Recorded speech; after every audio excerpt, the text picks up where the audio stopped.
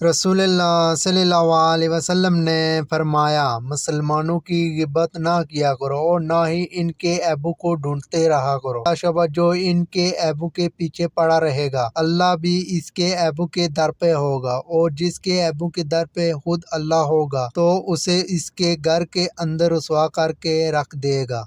نبی کریم صلی اللہ علیہ وسلم نے فرمایا، 3 خصلتیں ایسی ہیں کہ جس میں یہ پیدا ہو جائیں اس نے ایمان کی مٹھاس کو پا لیا۔ اول یہ ہے کہ اللہ اور اس کے رسول اس کے نزدیک سب سے زیادہ محبوب بن جائیں۔ دوسرے یہ ہیں کہ وہ کسی انسان سے محض اللہ کی رضا کے لیے محبت رکھیں۔ تیسرا یہ ہے کہ وہ کفر میں واپس لوٹنے کو ایسا برا جانے جیسے کہ آگ میں ڈالے جانے کو برا جانتا ہے۔